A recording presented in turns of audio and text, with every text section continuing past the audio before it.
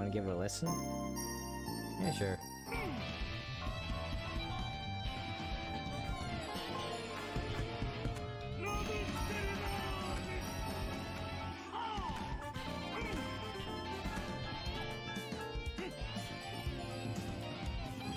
Huh. I just realized my mouse is on the screen. Here we go.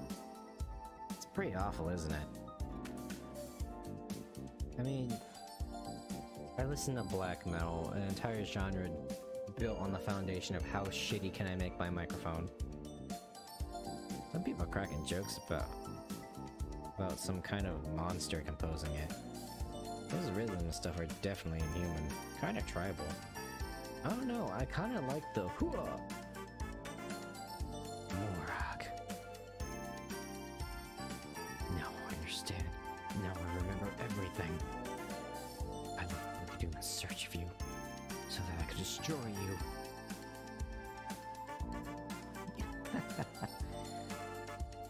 But it was I who defeated you and wrapped you in my sweet, sweet embrace.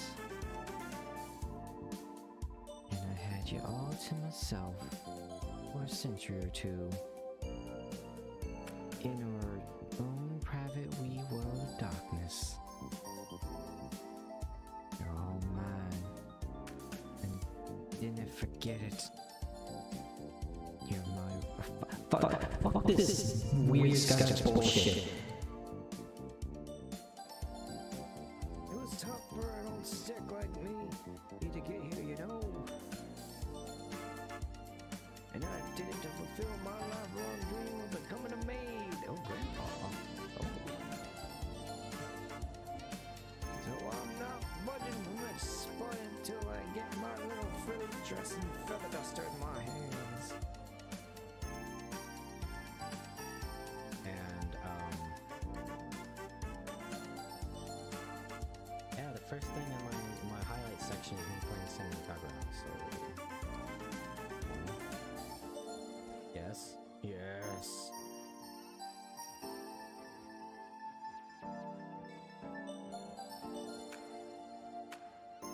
Come on, me. Tyrion.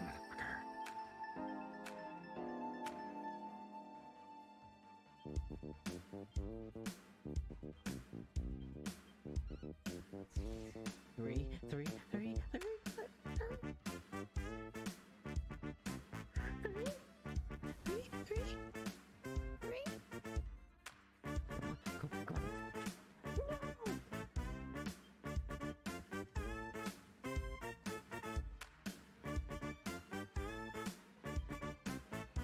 Please? Yes. Yes. Come on, baby. Come on. Come on. Come on. Come on. Come on. Come on. Come on. Come on. Spit on it. Spit on it. Come on. Come on. He's got 1 HP. 1 HP. 1 HP. Yes. Yes. Yes. Oh, motherfucker.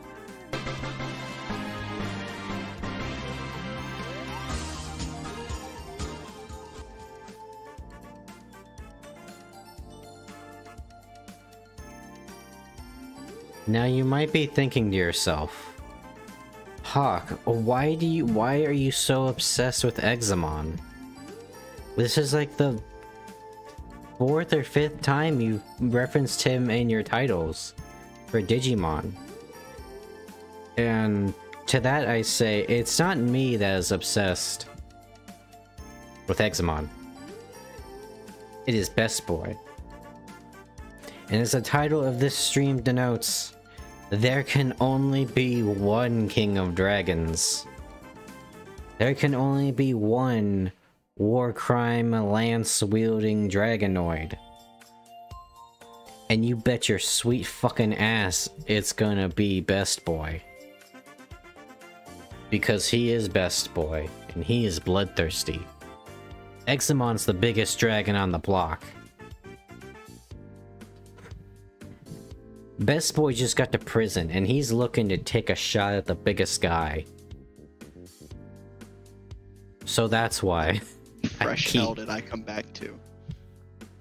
You ever see Highlander? No, don't know.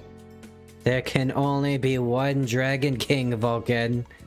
And it's gonna be best boy.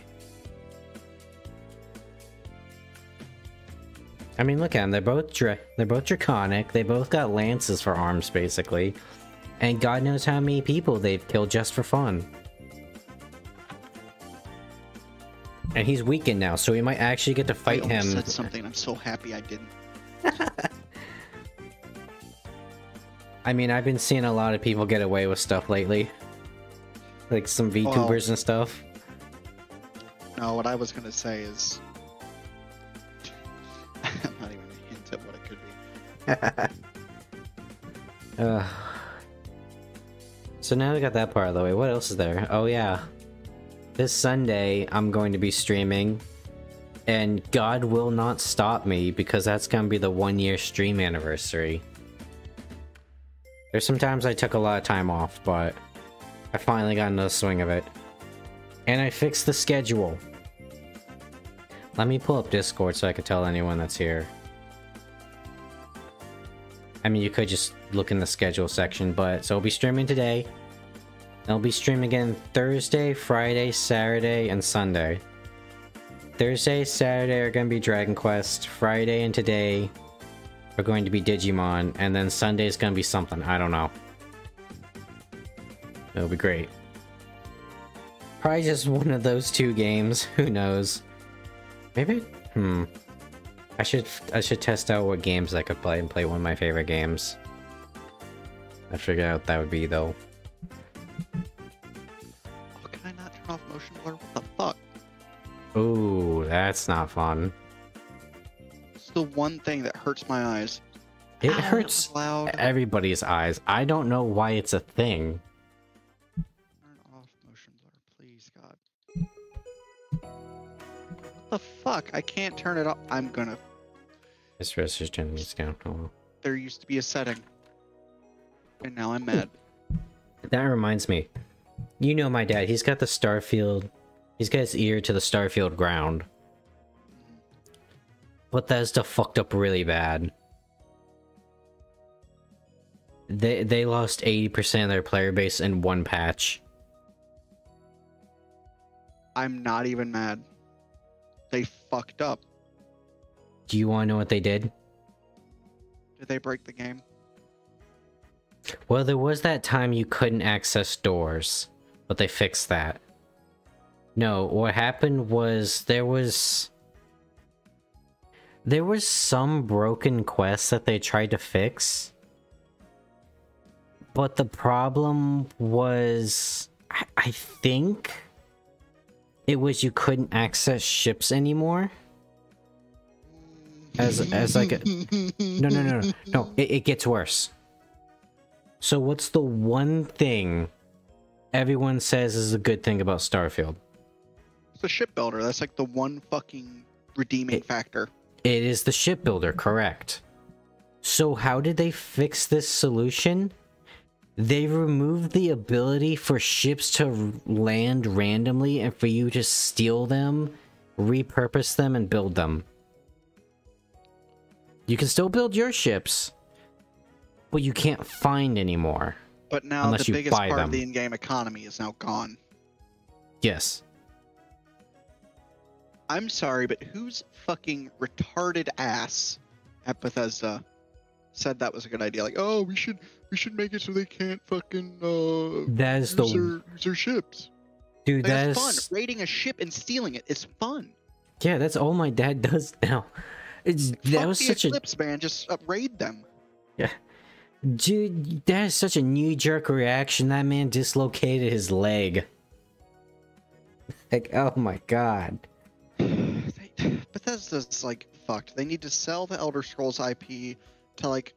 I hate this. I hate saying this so much, but give it to either fucking... Give it to Ubisoft, which I hate saying.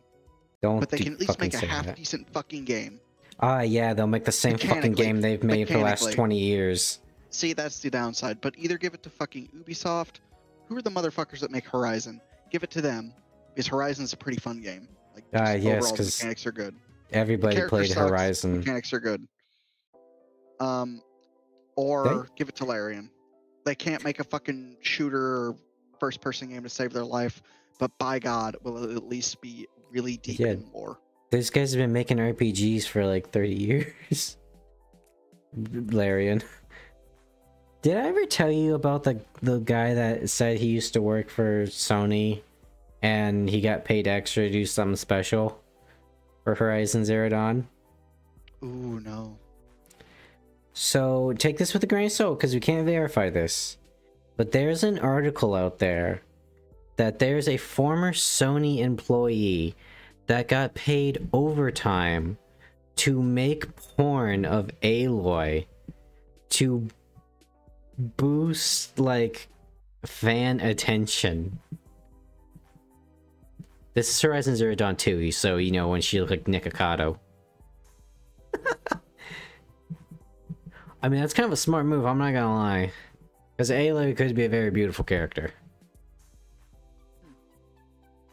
Yeah, but like, I think canonically she's a child, too. Like, playing Forbidden West, they refer to her as a child. Yeah. Did she ever do, like, her adult ceremony or whatever?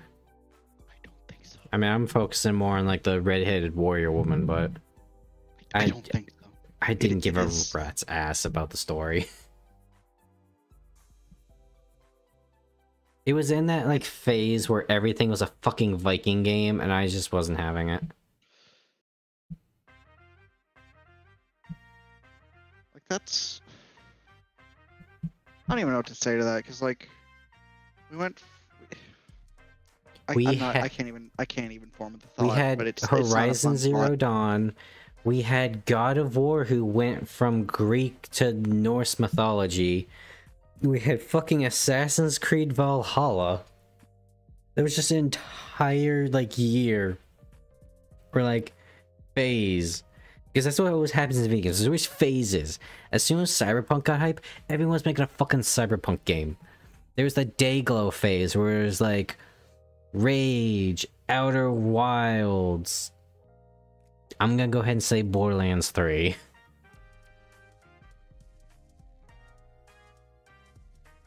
I hate video games, dude. And people, game devs have to talk to one another, right? Because this can't be a coincidence that these phases just keep happening. Because what was it? There was a game showcase when Forspoken was a thing. Because remember, it had like those little like things of her flying around and shit and gliding around. And then the trailer after that was like that Sandbender game where they were doing the same fucking shit. But it was in the desert and they were like sandbenders fighting monsters, so it was cooler.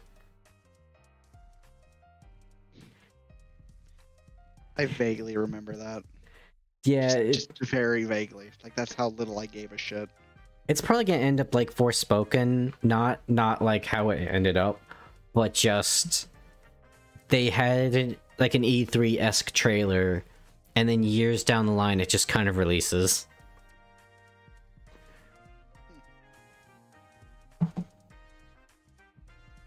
Wasn't there a samurai game phase 2? Of course, that was all Sony trying really fucking hard to put the triangle peg in the square hole. There's like Ghost of Tsushima, there was like a Nihon game. Wulong was like a Microsoft Nihon game, I think.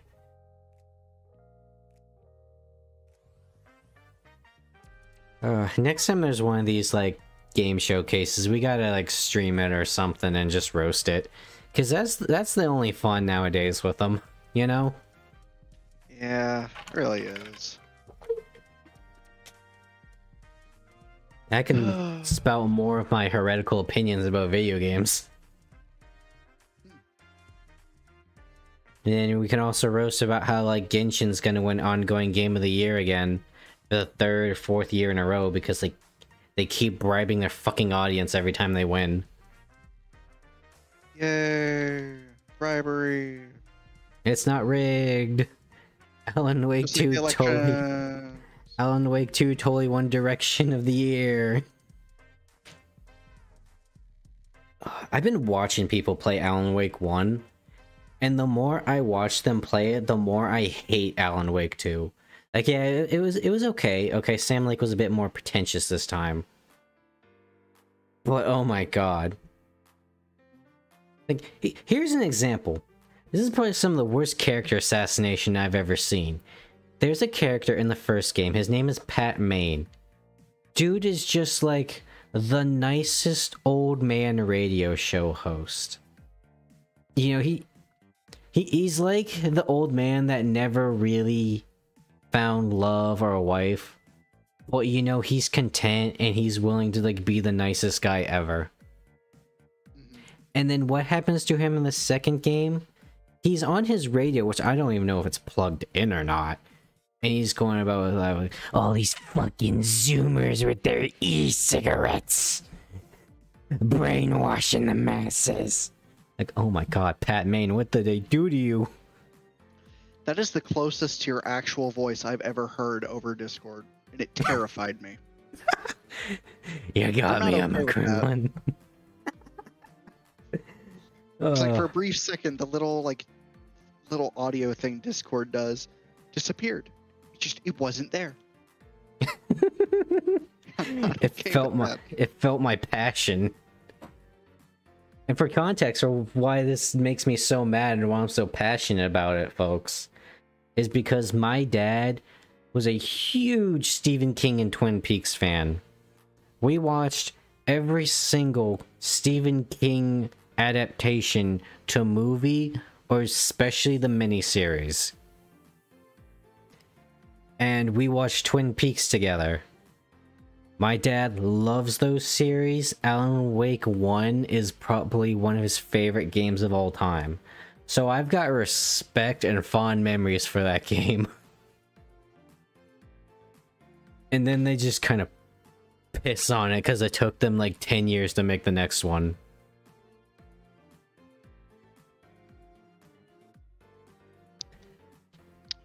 Man immediately broke his rule.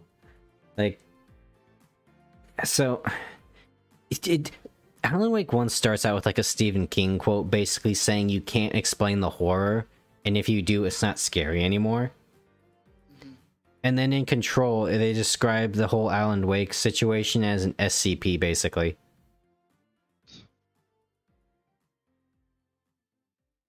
Ugh.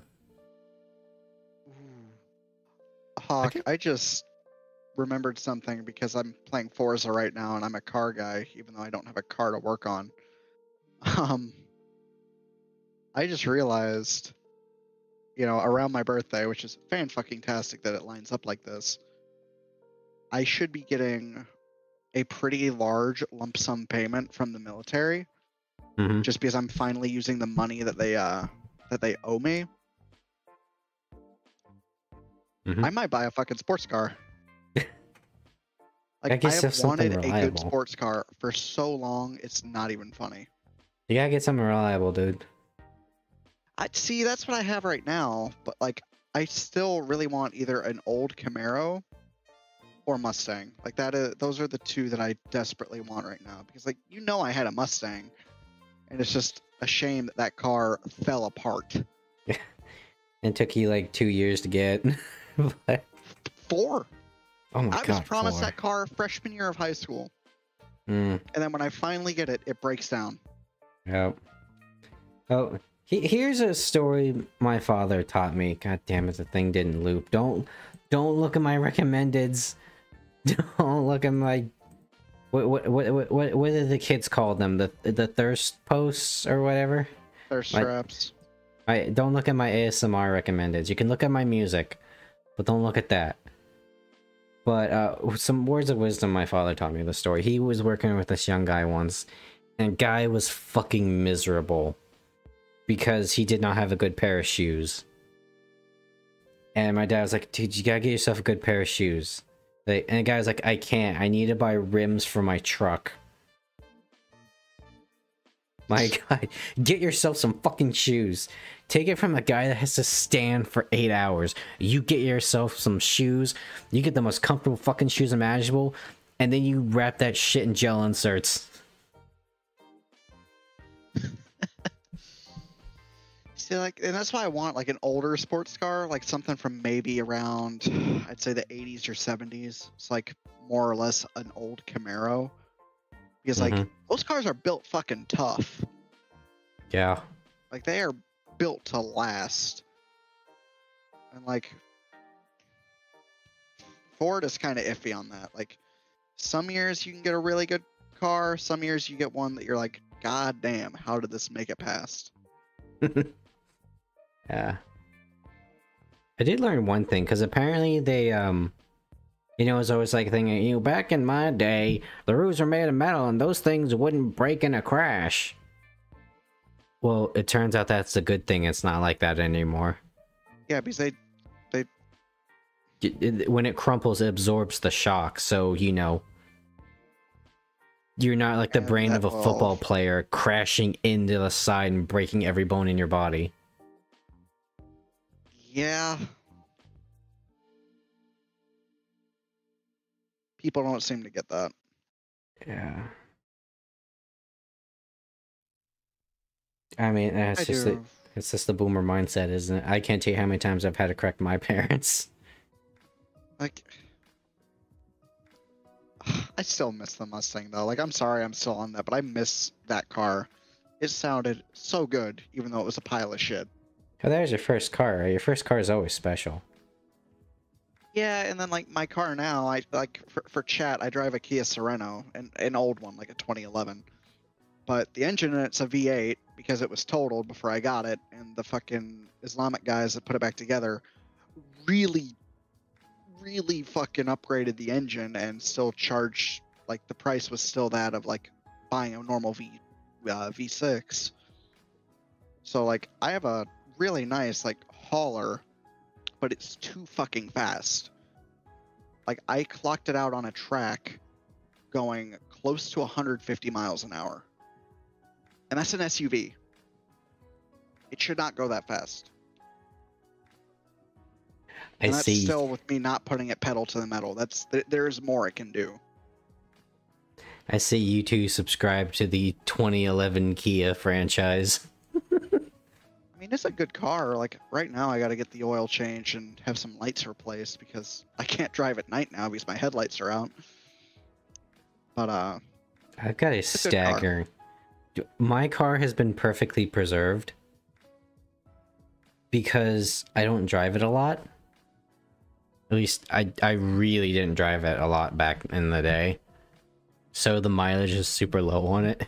And every time I like bring it into a shop, people are fucking flabbergasted. And then they try to buy it off me. So like mine was totaled, so I can't like actually trade it in for good value, which sucks. Were you going maybe a $6,000 car?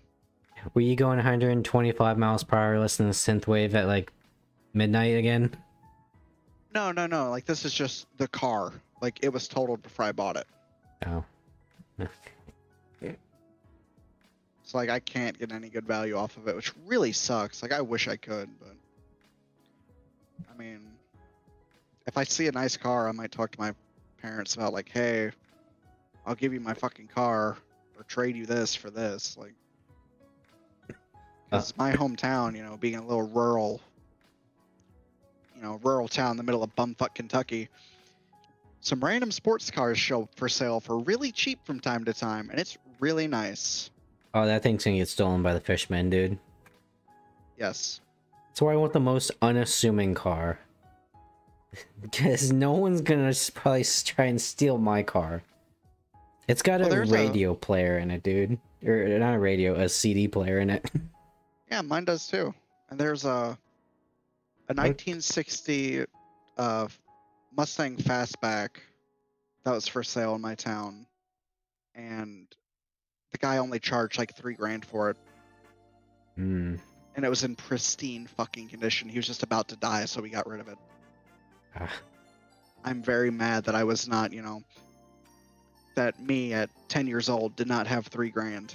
Yeah. Kind of goes back to Stephen King again. Christine. Good lord. Everything goes back to Stephen King. He's wrote a lot of books. You know, I still hold that Christine was justified. And Christine wasn't necessarily evil. Like, yeah, okay, maybe the nerd that bought the car kind of became a dick, but he got stepped on all his life. And he finally got confidence. He started asking, like, the hot girl out. Got a hot girlfriend. All because of that car. And everyone's like, you gotta get rid of that car. It's evil. And then his fucking psychopath just break into his garage and smash it up. Christine's fucking justified. I mean, let's not forget about that one scene in the It books that is not kosher to talk about on Twitch. I'm sure you know what I'm meaning. Yeah. Who could also forget Maximum Overdrive? That's another Stephen King story where cars start killing people. You ever see that one, Vulcan? I'm starting to think he had a anti-car thing. I think as a car he probably got hit by, or as a car, as a young child he probably got hit by a human. Yeah, he's actually a car. He's a transformer. But no, I think when he was a kid he probably got hit by a car or something. Good lord. I don't know why that reminds me of this. This one was probably my favorite Chuck Norris joke. Like one time Chuck Norris had sex in a semi and his semen got caught in the engine. This semi today is now known as Optimus Prime.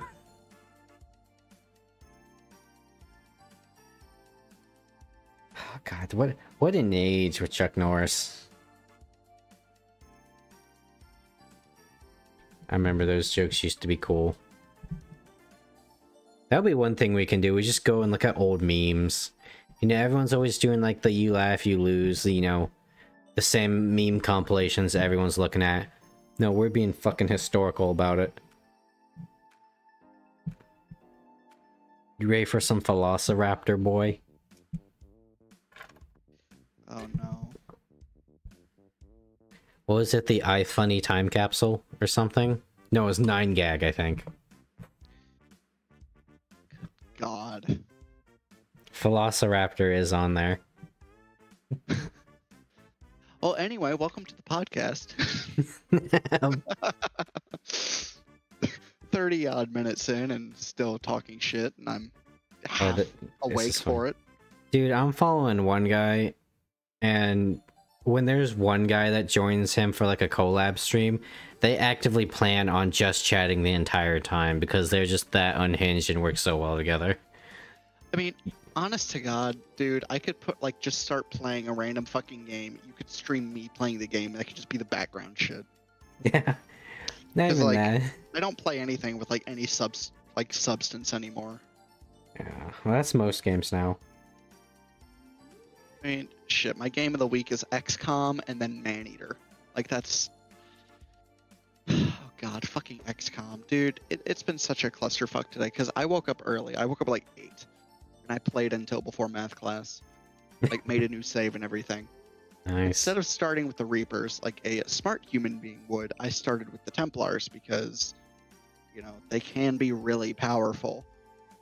And so, for chat and for you, because I don't know how many people know about the DLC in a 10-year-old fucking game, but the Templars are basically a psionic melee / skirmisher unit or troop type in XCOM 2, and they can get really fucking powerful if you build them correctly. But like just early on, they're kind of weak. Like, they have really good melee damage. They can rush in. They can become immune for a turn. That's good.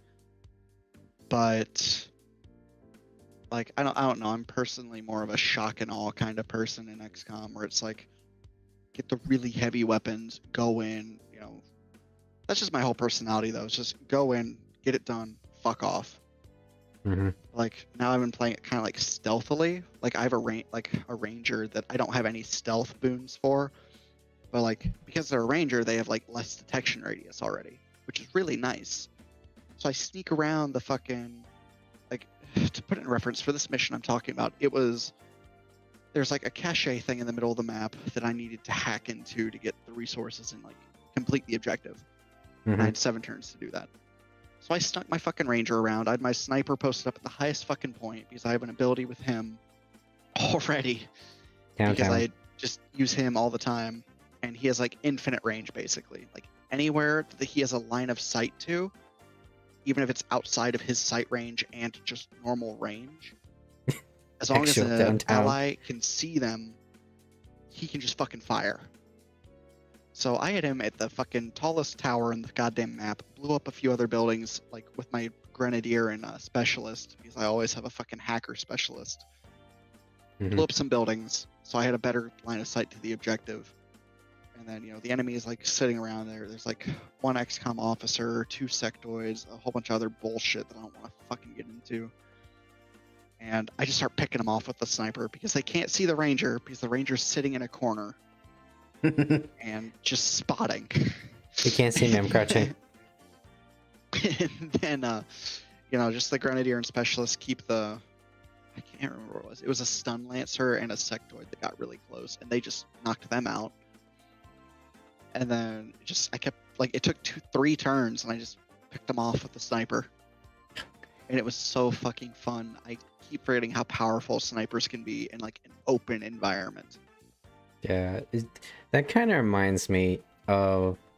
I used to play this one game with my dad. It was called Lord of the Rings Conquest. And that sounds really familiar. That sounds really fucking familiar, and I hate that. It is Star Wars Battlefront, but it's Lord of the Rings characters. There was a warrior, there was an assassin, there was an archer, and I think there was a mage class. And that does sound familiar. Damn. I remember because playing as the bad guys was way more memorable.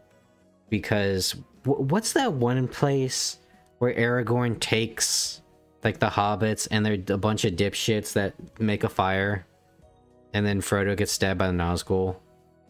Oh, it's not like Cloud Top, is it? You're trying to make me think of a specific point in a 36-hour fucking series. It's in the first movie. It's like Frodo gets stabbed, and that's kind of where they like fight the Nazgul the first time. Oh, that's where like he. Oh, okay. Yeah, so it's there. Oh, it's in the marsh. It's like right before the marsh. So there's a level in there, and this is after I tomahawked Frodo with an axe from a Nazgul into Mount Doom. So the next person to kill was Aragorn. And we just could not get up there. You know, we kept dicking around and stuff. And I said, fuck this. And the assassin's ability was to turn invisible. So I just snaked my way up that spiral staircase. I got behind Aragorn. I threw him to the ground, and then I just fucking shanked him to death. God damn. Fucking brutal. Oh, dude, that entire... Playing the bad guys was so fun. Like I said, imagine this, right? A bunch of... Frodo says, no, I'm not throwing the ring into Mount Doom. Then a bunch of Nazgul rush in, and one just throws a tomahawk at him, and hits him in the skull, and he just falls back into Mount Doom. My dad got to play as the Balrog, and he got to set Treebeard on fire. That was fun. Damn. I'm trying to think who else there was. I think that like the quote unquote the heroes was obviously the Nazgul or the warrior class. Of course. I think that one Urukai that killed Boromir with a bow was the archer hero. Grimmer Wormtongue was the assassin. And I think Saruman was the mage.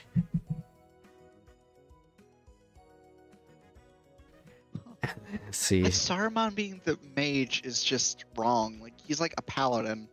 Like, okay, if we're going by like D&D, oh no, I'm sorry, not Saruman. The wizard guy. Oh, wait. No, oh, you're thinking Sauron. Oh, yeah, I'm thinking Sauron. No, it is Saruman. Yeah. The naming convention is so fucked. Yeah. Let's see who else is. There was Aragorn. Alice is the warrior. Legolas was the archer. I think Frodo was the assassin because, you know, he can turn invisible. Oh god, and then I've poured too much shit. Oh, I'm gonna die. One is that game was fun, and God, there are just some games I wish I could stream, but I can't because they're like 360 exclusives and they'll never see the light of day again. It's that I want to play Blue Dragon, and I really want to fucking play Lost Odyssey again, but it's not meant to be. See, what I really want to play again is the original Warcraft Orcs and Humans, because I have the original disc for it, because I love. Update your battle.net. Yeah, but like it's the original, and I tried plugging the disc into not even my current computer, like my old laptop, the one that still had a disk drive. Oh, is it too old to play? Sorry, no, it was my old desktop computer, my first one, and it was too old to play. The only thing it could read on the entire disk was an old sound file. Yeah, and it was the menu music. I know that pain. Somewhere in the basement is the original 3-disc copy of the first Baldur's Gate game, and it is too old to play on modern computers. Good God. Now I've got the enhanced edition like everybody else, because that's the only one you can get. Thanks, Beamdog. I can't remember if it's one of those games where I still need to like finagle shit. I tried. Somewhere on my computer is like the first episode of a Let's Play of Vampire the Masquerade. But I think I uninstalled it, and I'm afraid to uninstall it again, because I have to go into the files to make it actually not crash on startup. It's one of those games. Can't. And for those curious, I wasn't playing a Toreador. No, I was a Bruja. Because as I've grown older, you know, my main classes were always either the wizard or the rogue. I was never the warrior. Now I'm always the warrior, just because I don't want to do any fancy magic shit, and I don't want to spend 30 minutes doing something I can do in 3 seconds. See, like, I get that, and that's another reason, like, I really still want to make, like, a Shadow Monk build in Baldur's Gate. Mm-hmm. But I'm such a bitch about it, because I love having the charisma to talk my way out of situations. Yeah. Because evidently that's just me in real life with my Dude, I know, to I get lie, that. I think that's the word, I don't know. Whenever there's like an option to like increase your speechcraft or your persuasion in video games, I always do it too. But honestly, I thought about like monkeying around with a character creator. I think if I were to remake Zola from our Pathfinder thing, because she was basically supposed to be a shadow dancer, she would probably end up being a shadow monk. Because I think they even call them shadow dancers, don't they? I think so. The only downside is I would need to find a way to... Oh no, there's probably like perks or something that lets you get lockpicking.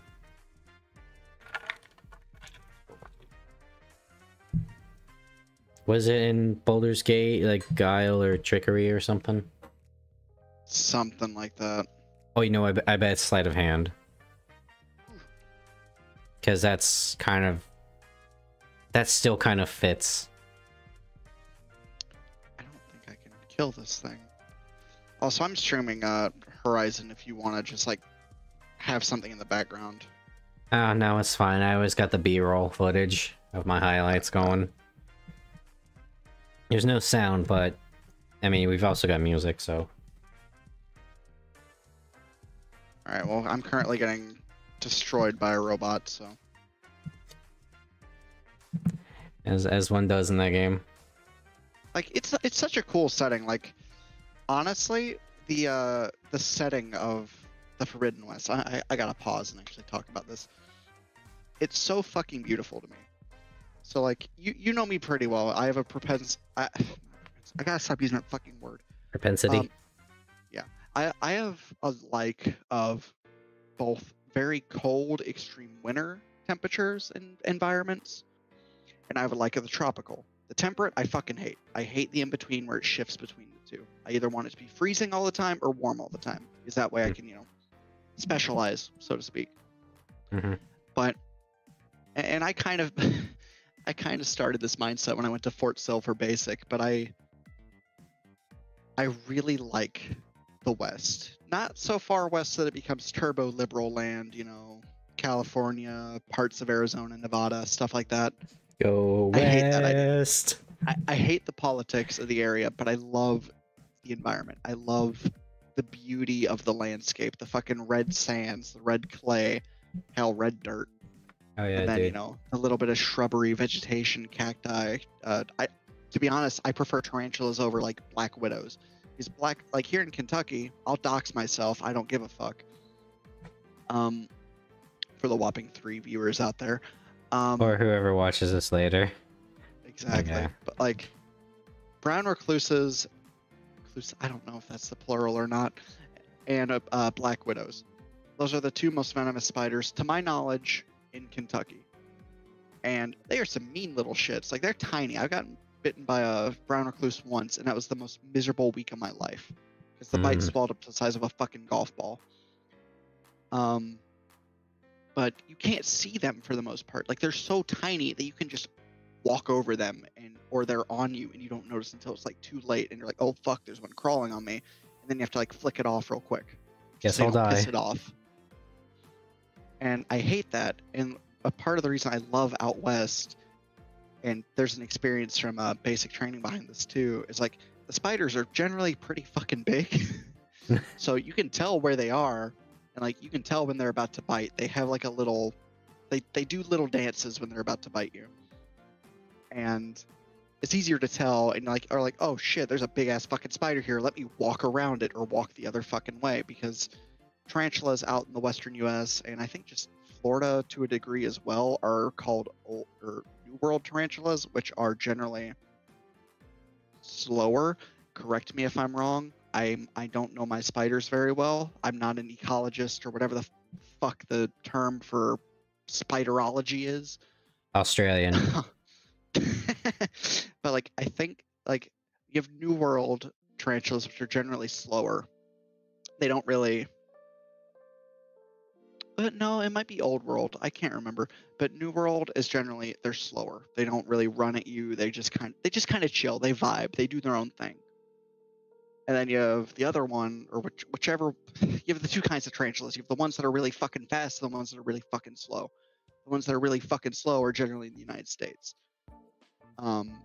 And just the whole environment out west. Like I hate to say, but like Arizona, I'd love to fucking move there. It's just I hear so Arizona's beautiful. pretty cool.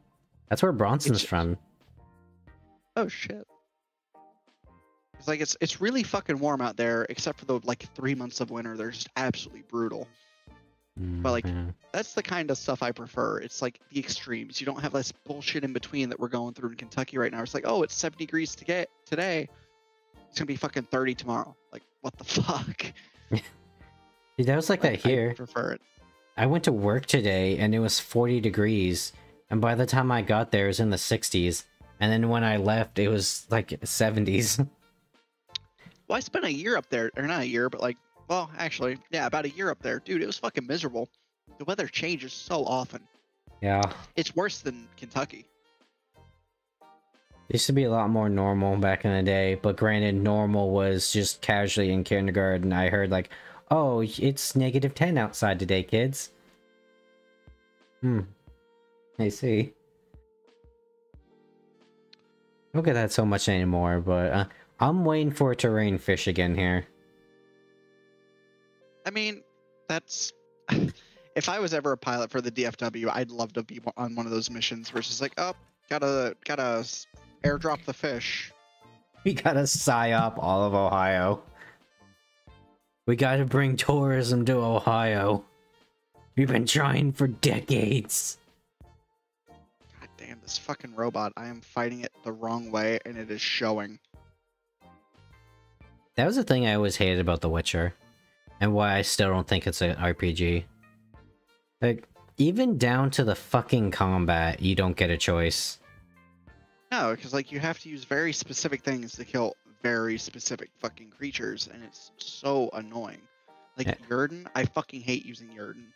That's the shield one everyone uses exclusively, right? No, that's the It's like Yurd. or Yurd is the fucking. I think Yurden is the one where it's like that weird fucking glowy shit on the ground, the purple stuff. Yeah. The one that traps ghosts. Dude, the fucking Witcher combat sucks. It just boils down to dodging and swinging and occasionally use Yurd. Because, yeah, it's cool you can, like, brainwash and charm an enemy. But they don't do shit. So you might as well not even bother. I don't like the Witcher series. I especially don't like the company. They get away with so much shit, dude. They do, but they're like I hate to say it, they're like modern day Bethesda. Like if old Bethesda was modern day, that's what they'd be. Because they're able to get away with enough shit and still make a decent enough game that they can build a cult following. Yeah, it's Bethesda taken them right now, not so taken them much. over a year to try and fix their game. Like for like Bethesda right now, if I were to boot up Fallout 4, I could beat it pretty fucking quick. Because I've played it so much, I don't need to grind anymore. I just know the best ways and the best areas. And I have the modded fucking shit from the Creation Club. So it's like, it's already busted to begin with. Here's my excursion into the Fallout franchise. I played Fallout 3. I got out of the vault at the beginning. I never played it again. I played a decent amount of Fallout 4. I turned the Red Rocket gas station into a fortress. And I never really did it in the main story. I don't even think I did any factions. I just went around and did shit. And I haven't played it in years. I listen to the soundtrack, though.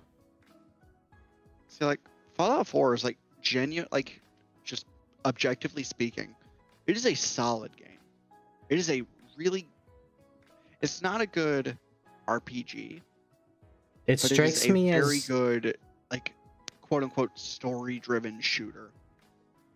It strikes me as one of those, like, 7 out of 10 games that you just love for some inexplicable reason. You know? The best kinds of games. Like, the most... Personally, I'd say the most drawing point of Fallout 4 is purely the power armor. Because, like, here's the 2 ways of playstyle for me. It's power armor, fucking break shit. You either go melee build or have, like, a sword on hand, and then it's, like, just heavy fucking weaponry. Yeah. Or everyone's favorite fucking playstyle, the stealth sniper. Or stealth assassin, or whatever the fuck your fucking stealth archer, motherfuckers. Yeah. But, like, at least with the combat knife, you're getting up in their grill. You're at least giving them that respect. And that's why I like playing the DLC. Like Far Harbor for me is a good hunting DLC. Like I love that for hunting. Like because that's like my little favorite pastime in Fallout. Like remove the power armor, get a good sniper, don't suppress it because it for some reason also reduces damage, and then just go out to the wilderness and fucking kill shit. Love that. I can get behind the big game hunter aesthetic. If you go loud with each shot. Yeah, but like here's the thing with Far Harbor though. Like I don't give a fuck about spoilers. The game's been out for years at this point. I mean, for Christ's sake, I remember when it got released on PS4. I remember getting a PS4 because I looked at fucking Christmas time and I saw Fallout 4. I'm like, oh, I'm getting a PS4 for Christmas. I remember getting an Xbox 360. But like, Far Harbor as a DLC is really solid. Like it's good. The only issue is with the fucking synths, and it's being like, oh, is the player character a synth? We don't know. Are they really pulling the fucking Deckard Cain shit? Like they not really Deckard tried Cain. to. They really fucking tried to, but it Blade fell Runner. so flat because like if you pick apart the actual Fallout 4 story, it's bullshit. Like you're not a fucking synth. You were literally frozen. Like you remember unfreezing for Christ's sake. Yeah. Like that's. I mean, it's a really bullshit. It's a bullshit argument because, okay, it's like the simulation theory, right? Is like you can't argue against it because you can never possibly know. Exactly. It's just so fucking bullshit they tried to do that. But like, or what are the other 2 DLC? Nuka World, where you're kind of forced to be a bad guy. But you can still be a good guy and get away with it, which is really funny. Granted, I don't think you could be a bad guy in base Fallout, so that's probably what the DLC was for. No, because I had to mod the fuck out of Fallout. Speaking of which, I'm reinstalling right now because I kind of want to scratch my little power armor itch. I gotta download Cyberpunk probably tomorrow, dude. It's just gonna take all day. I uninstalled it. I traded it for Forza today, and that was a fair trade. Because Cyberpunk's really fucking good now, but like I can't just sit down. I don't have the time to just sit down and have a full series anymore. Because like now with the end of the semester and me actually needing to get my fucking major on the way, I gotta actually fucking buckle down. And I don't want to do that because I'm a little bit of a bitch. It's like me streaming. I don't watch a lot of live streams anymore. Like, I won't fucking graduate till like 2028, which really pisses me off. But it's what it is. I know the game is horrible for new playthroughs, but I kind of want to do like a pure body build. Because it's just like heavy weapons and blunt weapons. See, if you're gonna do that, like your one firearm needs to be a shotgun. Like that is just non-fucking denominal. Body build, shotgun. Because I think it's like LMGs too. Let me pull up, because I do have a skill calculator for that game. I don't know if it's still up to date because they constantly fucking change it. But let me see. Body, here we go. Shotguns, LMGs, HMGs, and blunt weapons. Oh jeez, you gotta put a lot of body though to like even get something that isn't just like HP regen. Fuck, so I really want to mod Fallout 4 and like get those like graphic overhaul mods because the 4K texture pack really just is terrible for this game. You got that fluoride stare? No, it's just, it's 60, it adds 30 gigabytes onto the game. And I'm not doing that. Jeez. It might look half decent, but like the shaders and shit are still terrible, so. But remember back in the day when like 5 gigs was a massive game? Dude, fucking right. Like I remember when 3 gigabytes was like a fucking 4-hour download for me. Yeah, I've got and games like that are a quarter of a minute. I've got games that are megabytes big, dude. Like, and now every patch for a game takes like 20 gigabytes. Like, let me see. The oldest game I have on my computer right now. Or not on my computer, like in my Steam. Give me a second to go through. I think it actually might be Dragon Age. No, I can't say Dragon Age because that's 23 gigabytes. That's from 2006. Oh yeah, that's like the Gotti or whatever it is. So the first one I can find so far is Far Cry 3 Blood Dragon. Old ass fucking game. Only 3 gigabytes. I remember and most that came mobile out. games, like big mobile games, are like fucking 3 to 5. Like, think of that as like in years ago, or like early 2000s, a 60 megabyte or even a 30 megabyte mobile game was a huge fucking game. What is my oldest game actually? Like in Mass Effect 2 being only 11 gigabytes, and this is the re-upload, is ridiculous to me. And even Panzer Corps, which is a really, really old like strategy game, it's correction, not really old. It's only from 2011. It's only a gigabyte. It's just insane to me. Stuff like Civ 5, which came out in like 2014, 2010. In that time range, that's only 4 gigabytes. It's insane. Like these are the sizes of old games, and now things are like 150 megabyte or gigabytes. Like Assassin's Creed Valhalla, which is, I personally love the game. I will never finish it. There's too much shit. But it's what it is 158 gigabytes with all the DLC. That's pretty fucking ridiculous. And then you have Armored Core, which is only 61, but a phenomenal game. Hell, even Age of Wonders, which I think is only like, I have to pull up the Steam page because I actually have this one installed. It's sub 20 gigabytes. You don't need a large ass fucking game to be good. Like Battlefield 4, it's old as shit. It's gone through the fucking ringer. It's 11 years old now. Did you hear about what they did with that? Oh no, what they do? Did they cut the servers? No, no. Have you seen the reviews for Battlefield? Or Battlefront, whatever it is? Yeah. Oh wait, are we talking about the Star Wars game? No. This is like the old Battlefield games. Okay.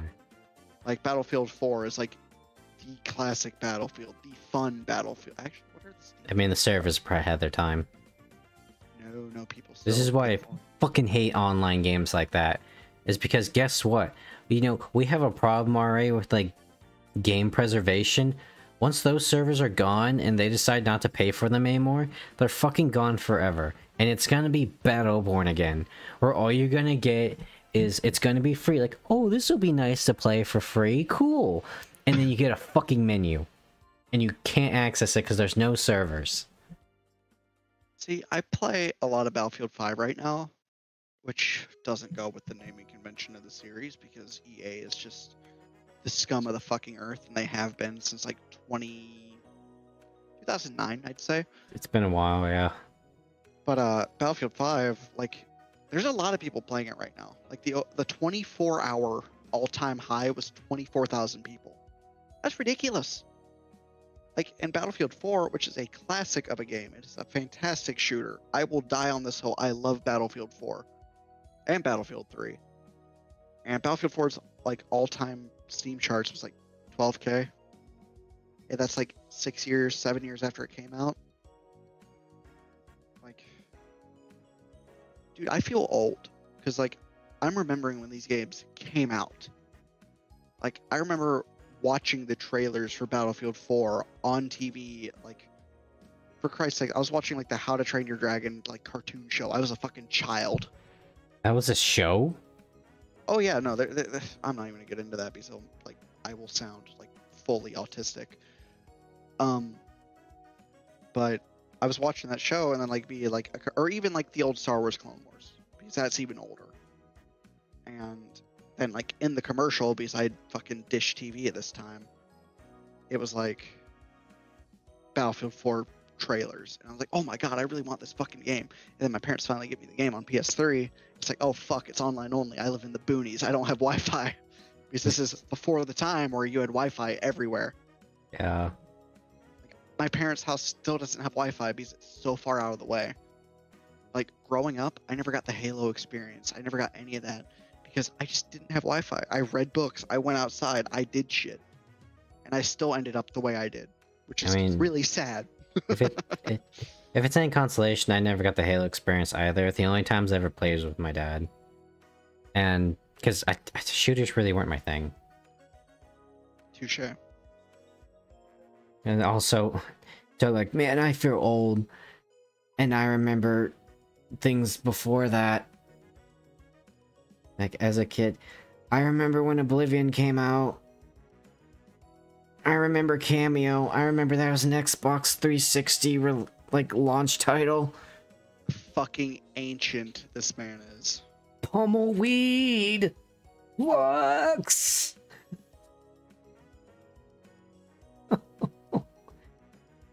Oh god. That also makes me. Oh god, the PSP, dude. I didn't have one. I was a DS kid. I had... So, it was around Christmas time, and this was when the DS came out, so you know. Fucking impossible to get one. My parents somehow got one. And they were really concerned, because they could only get a pink one. And I said, yeah, sure, that's fine. Well, funny now, because pink and green's kind of like the aesthetic I have now.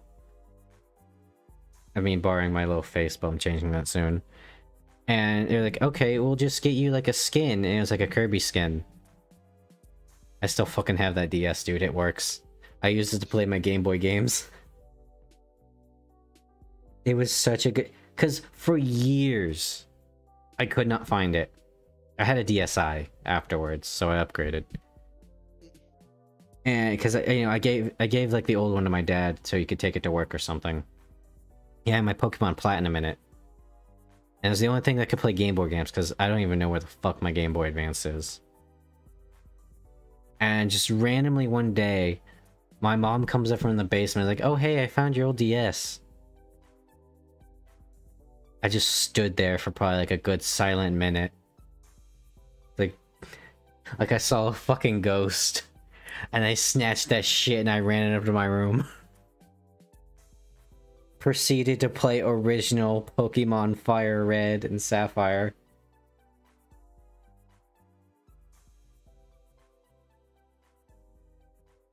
God, we need more backwards compatibility, man. There were so many fucking good games back in the day. It's back when they were like still creative, you know? Yeah. Sorry, I just realized I had caffeine in my drink and it's getting too late to actually drink it, so I had to fucking chug it. Here's how creative people were back in the day. Let me find the exact title of the game. Oh, there's Eternal Poison. I might want to play that someday. Okay. There was a series called the Boktai series on the Game Boy Advanced. And it had a light mechanic. Where if you were in light, it would refill your mana bar faster and you could do moves. But here's the kicker. There was a solar panel absorbing sunlight in the cartridge of the game. So you had to like actually go outside or play during the daytime. You. But Oh, that it's fucking so reminds me. cool. Oh, there was a game on PS Vita that was like the first ever like real-time game I played. It was some fucking evolution game. And it was so annoying having to wait because I didn't have Wi-Fi, so it wouldn't work. Oof. Oh. God damn.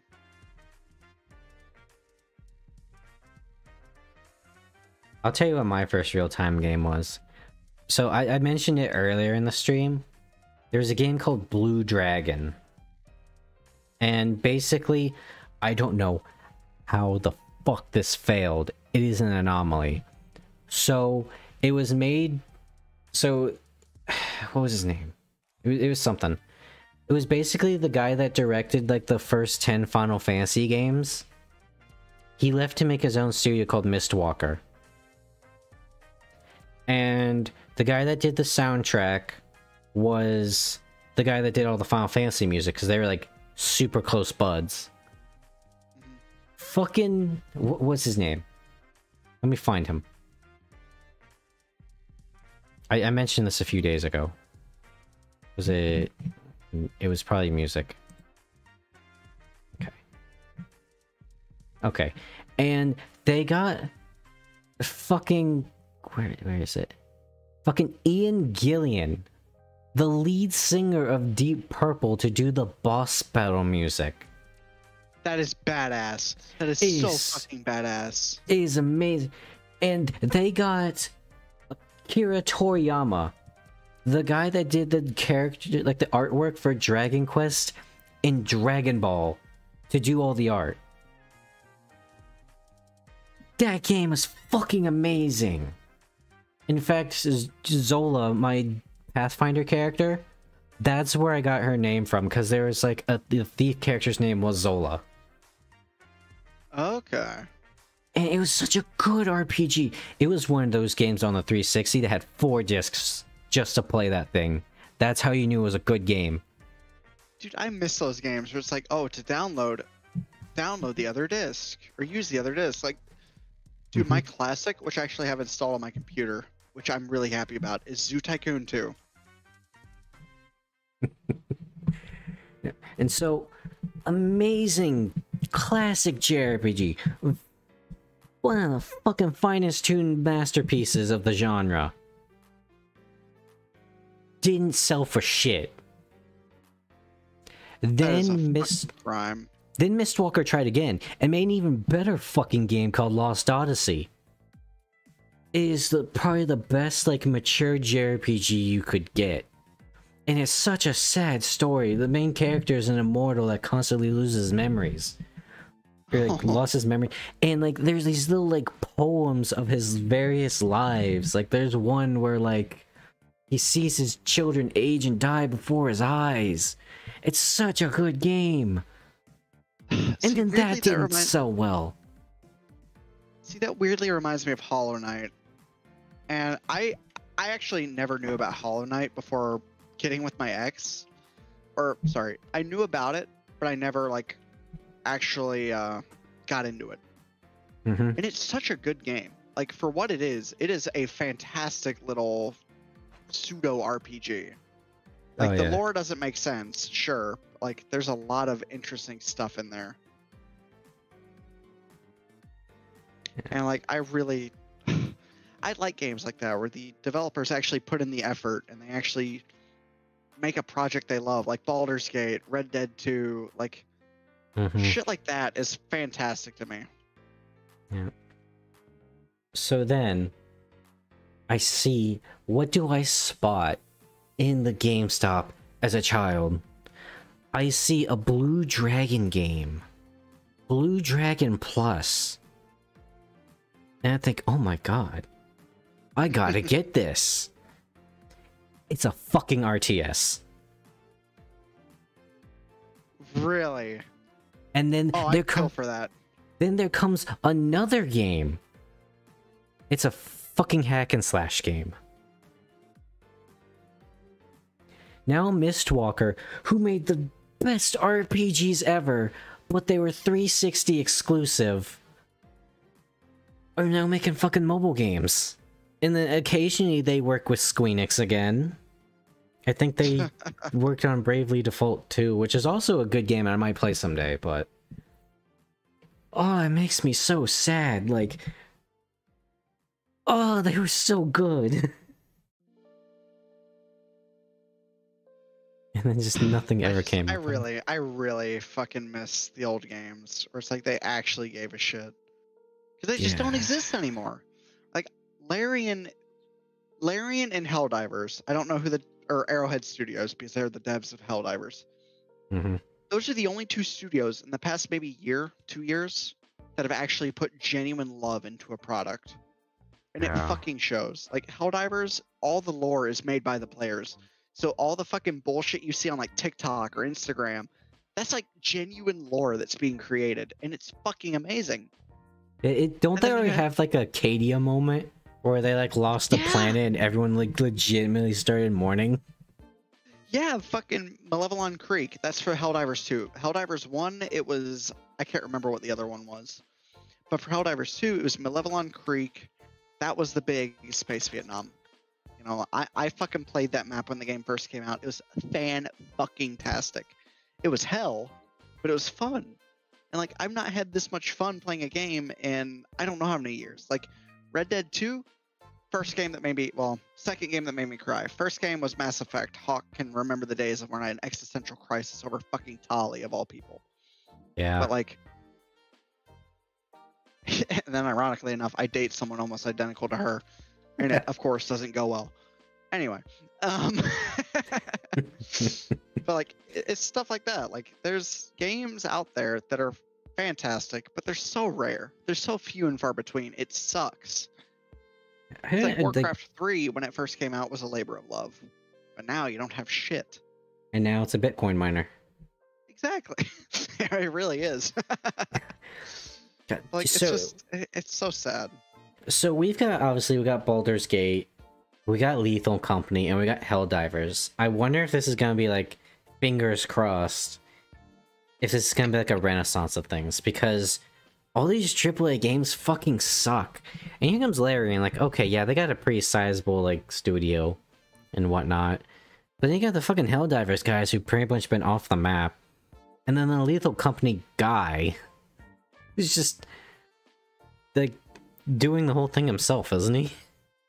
Yeah, for the most part. Like, yeah, he hires on help, but other than that... Yeah. Like, the fact of the matter is like, this is we're in the midst of a renaissance. And I'm hope very... So. And that's a multi-layer term that I say when I say that. Is you have video... Like, it's just a whole culture. Humanity as a whole is evolving right now. And it's very interesting to see. Like, stuff like ADHD. It's a disability, and it's also, like, quite literally, like, the next fucking step. Because like you see, I'm not using myself as an example here, but if you see some people with it, it's like they are genuine fucking geniuses in that one subject. Yeah. I was Like actually having video a... games now, it's really insane how humanity is like getting so much more like intelligent overall, with some caveats, of course, but just in general, it's fantastic. Oh yeah, I was having a conversation with someone because it was that basically like boomer conversation. Like, I can't believe, I was in the grocery store the other day and there was a 5-year-old with a smartphone. Like, yeah, it's pretty interesting, isn't it? Like, what the hell are you talking about, Hawk? Well, I mean, if you look at pretty much how people act, the internet's probably like the next big like evolutionary thing we have to adapt to. Because there's a reason why so many people have depression nowadays, is because you're constantly bombarded at all times and everything's in your face. Like if you have a single question, like you could learn everything in the little thing in your fucking pocket. That is so overwhelming. And it's so like that's the one thing I hate about phones. Like I am a very I don't know how to describe it, but I'm a very more or less direct person. I hate texting. I love calling. Like I love talking to people. Mm-hmm. And I struggle with in like face-to-face like actual conversation. If it's like giving someone orders, fine, I can do that. But like talking, I have issues with. Like overall, I'm a very direct person.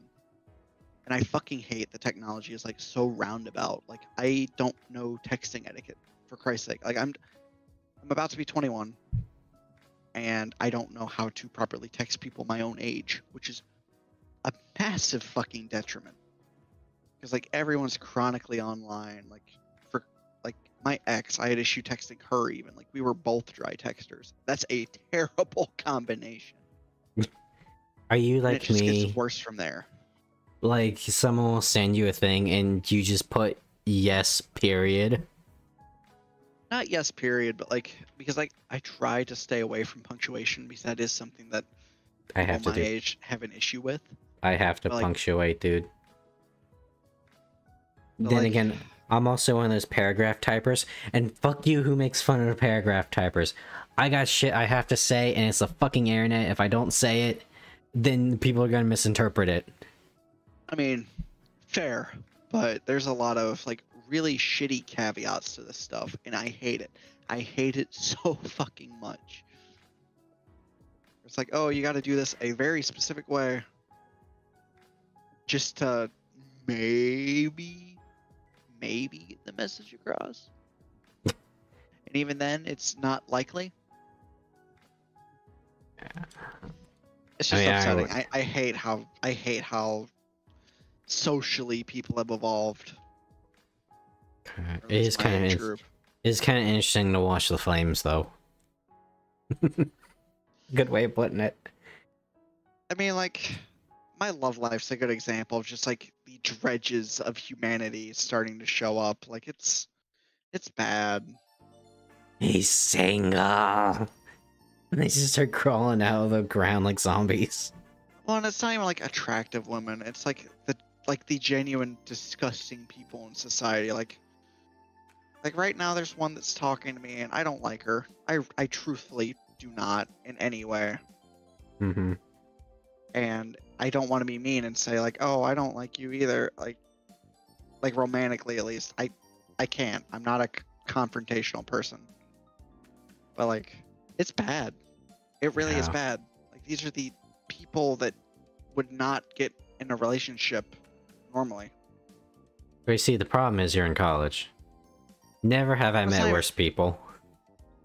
Well, these aren't even college people, dude. These are like people I meet on fucking line.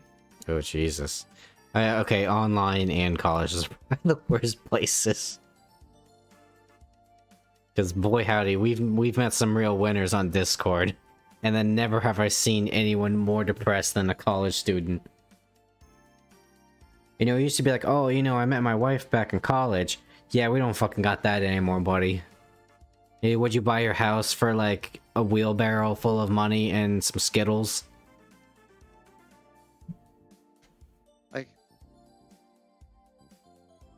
Like, there's a lot I could say on this front because, like, there's people that like reach out to me and like, oh, you're a relatively cute person, like outside of dating apps, like just on regularly social media, Snapchat, mutual friends, stuff like that. I just don't find them attractive because I have a type, and it's not a good type. It's a very detrimental to my sanity type. But My brother, the that's fact is, just like, women.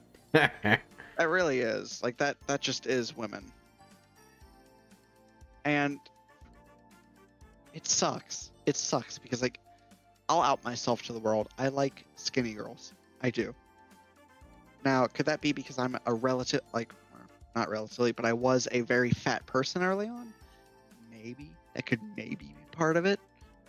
Or, like, I don't know. It's just, I find the faces, like, for me, bodies don't fucking matter. Like, for Christ's sake, Hawke, you know one of my exes, she had a deformity. Mm-hmm. And, like, bodies don't matter to me, which is really weird to say. It's the face. If there's not a symmetry of the face, not even a symmetry, if it's not, like, appealing, that's what fucking gets me. Like, you can be fat.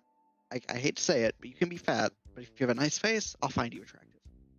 And it's so bad, like right now, because the people who hit on me are not attractive at all in the sense of their face. I don't care about the body. It's like there was one girl, oh my god, beautiful body, absolutely just insane. Everything that I could ask for, but her face was not to my liking, and her personality was also terrible. Like, that's another big thing. Face and personality. If I can't click with you, there's no fucking point. Mm-hmm. Because, like, I mean, that's just general, like, relationship knowledge. Like, it's also, there's so much more to it, and it infuriates me that this is where I'm at right now. Because, like, I was practically fucking engaged, and I will never, you know, and it didn't work out for reasons I'm not going to get into, but I will never, I can't say never, but it is very hard to find someone that I can connect to like that. It is incredibly hard because I am a fucking Schizo. I don't even know how to. Yeah, schizo. Like, it takes a lot to keep me sane unless I'm in fucking military uniform like my goddamn picture. Because, like, military keeps me grounded. That's just who I am, and it's sad to say. I'm a nerd, I'm military, and I'm fucking violently depressed because of both. It's like, I need a person to keep me grounded. That's basically what my love life is. It keeps me sane enough to have a goal, because I cannot create a goal on my own. You gotta find yourself a woman that'll be okay with the Warhammer basement, because it's gonna happen. No, because I'm selling all my Warhammer shit. Then you'll get more. You're a nerd in the military. It's either that or you're gonna be a dungeon master. Yeah, because I'm keeping my towel. I really like the towel.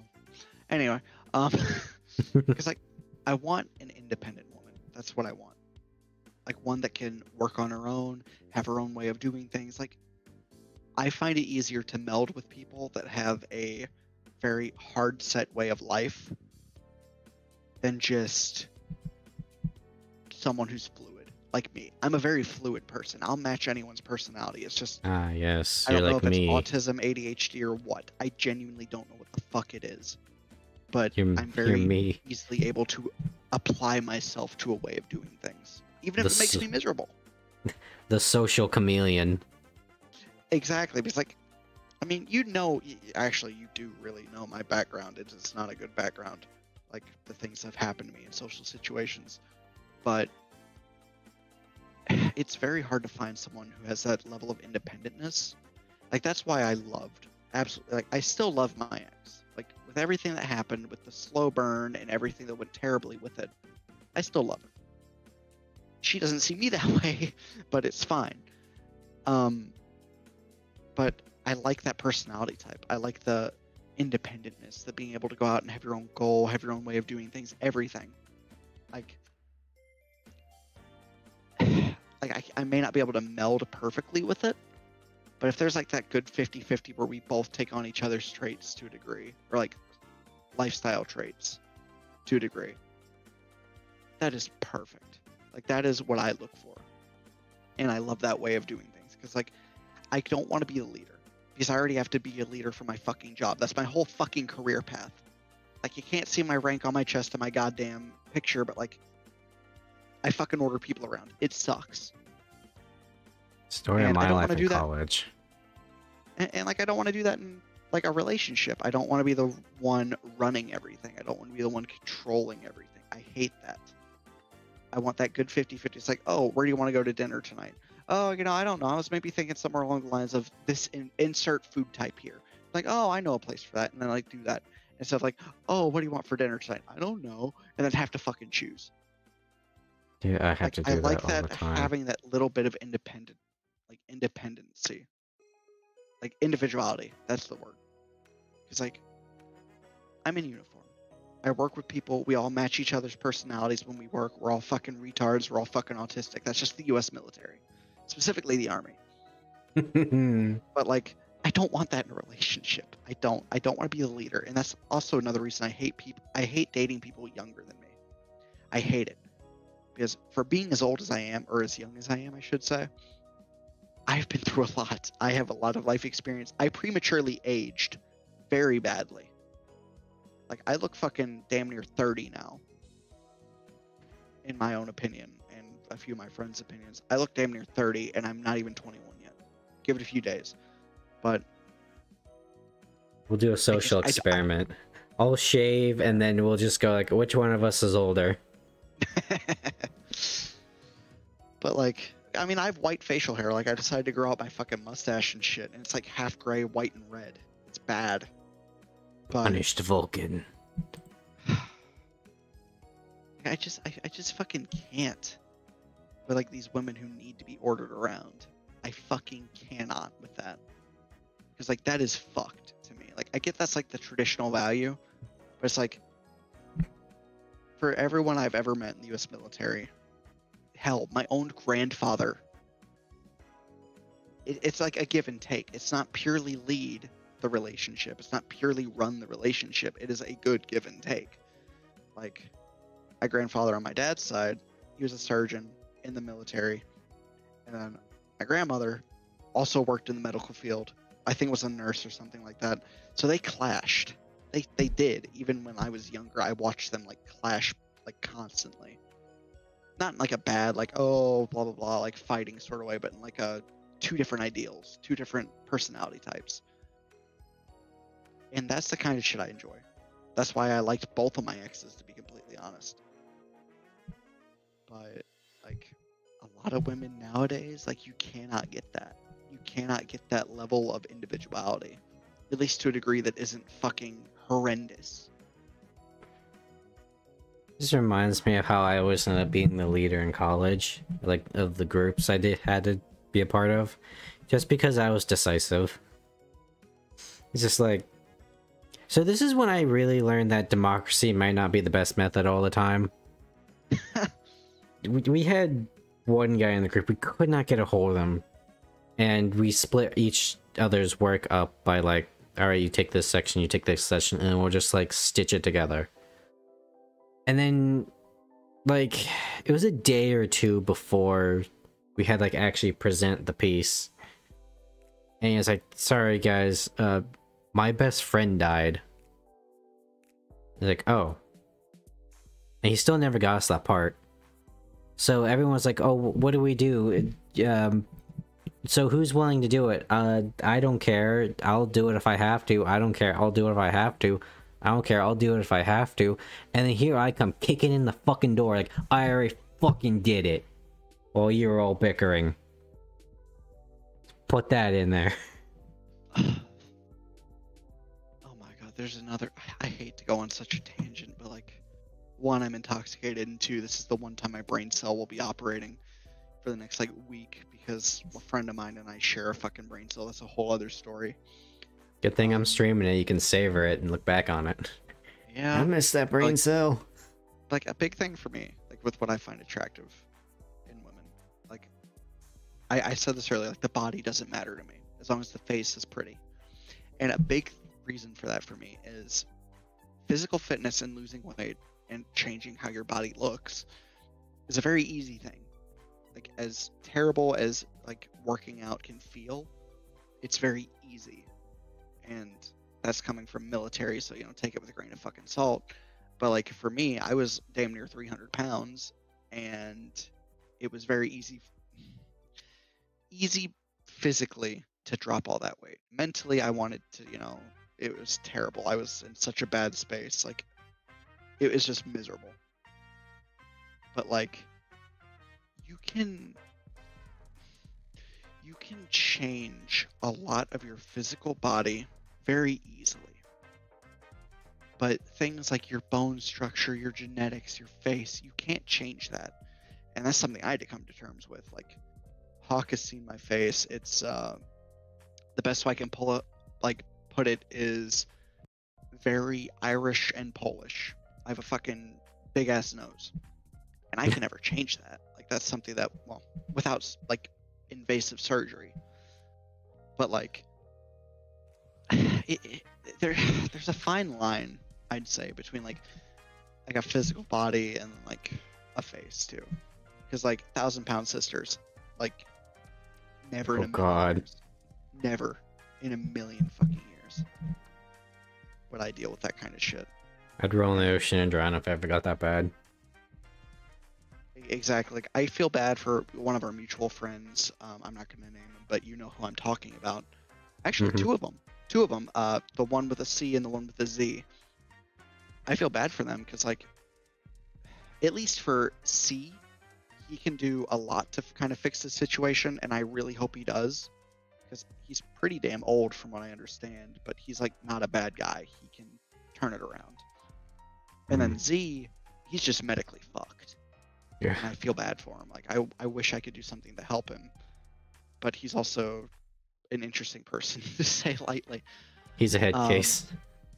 He is a very, like, he offers a lot of really good advice, but a lot of really sketchy advice too.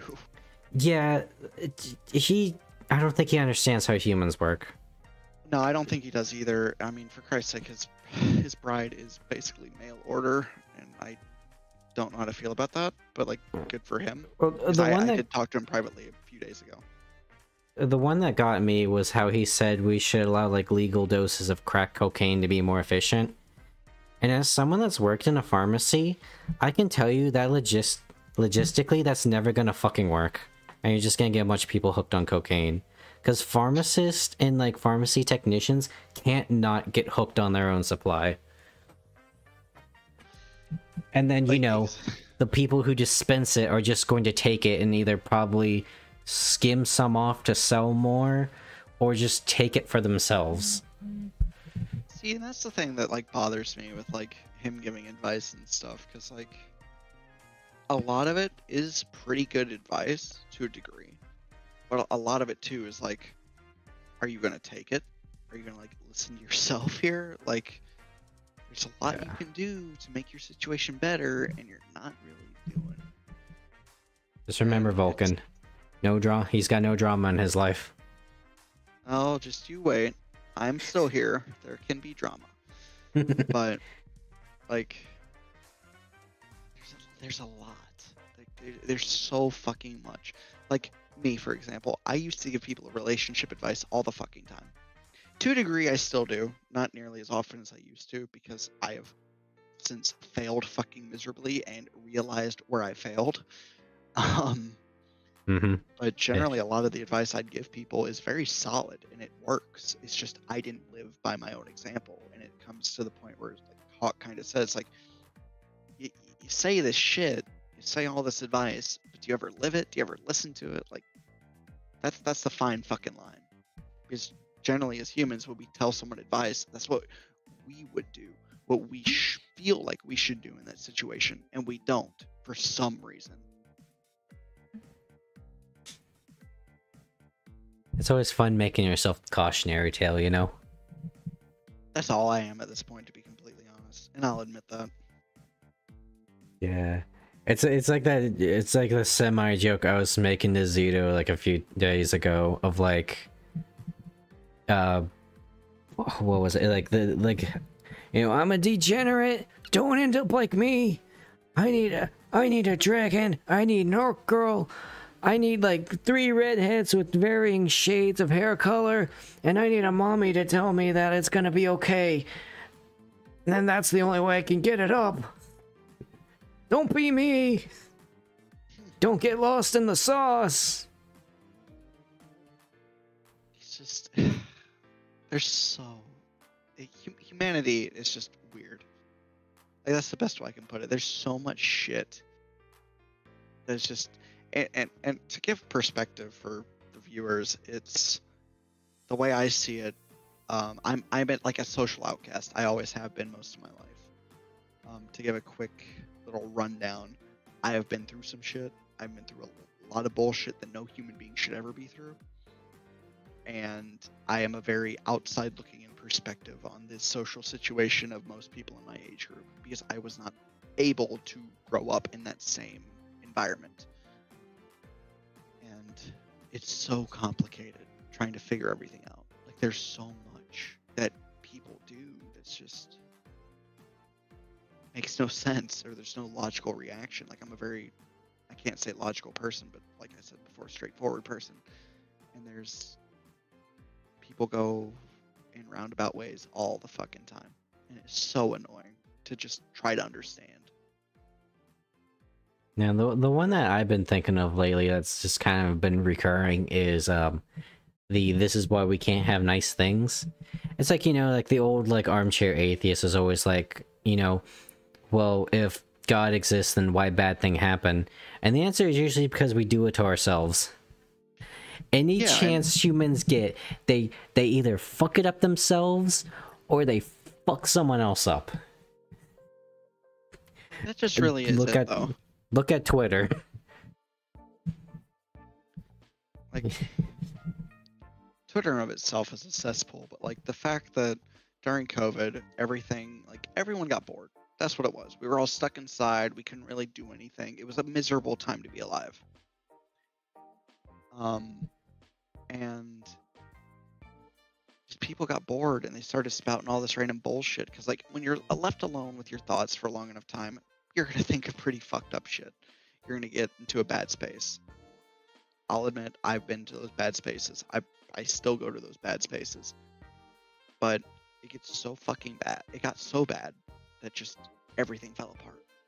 It's like everyone has to be super unique and individual now. Like, no, motherfucker. For the past like 40 fucking years, we've been pretty individual as a species. Like, everyone, like, yeah, we follow the same like general fads, but like pretty individual.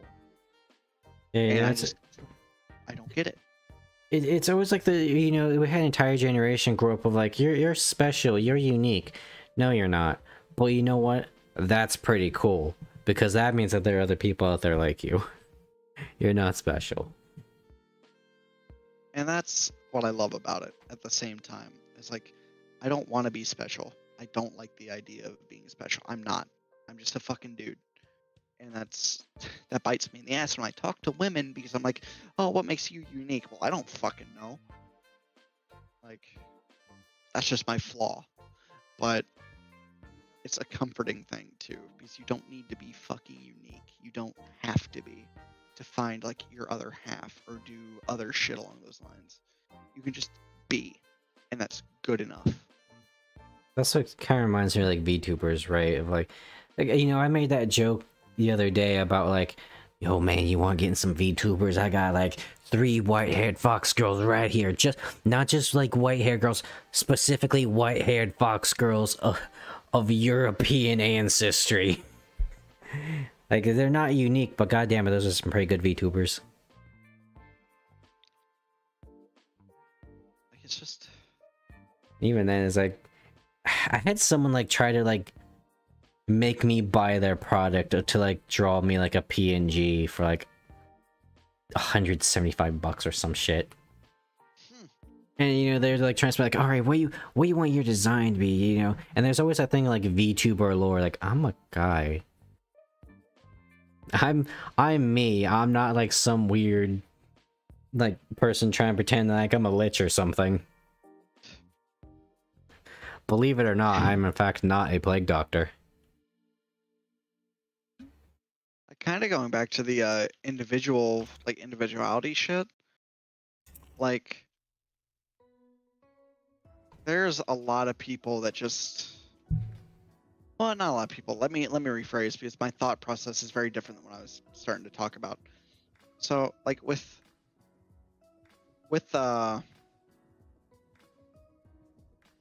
people wanting to be individuals and like during the time of COVID, one big thing I remember specifically was like weight loss and stuff along those lines. Like that was a very big I think it was a pretty big movement where it's like wait, like fat acceptance, when in reality it's like you're just fucking fat, shut the fuck up. I remember back when I was a kid, Michelle Obama had a thing for like kids need to eat healthy and lose weight, and then by the end of her husband's presidency, she was all about fat acceptance.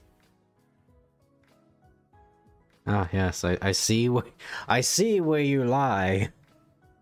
Your moral compass is in fact a compass.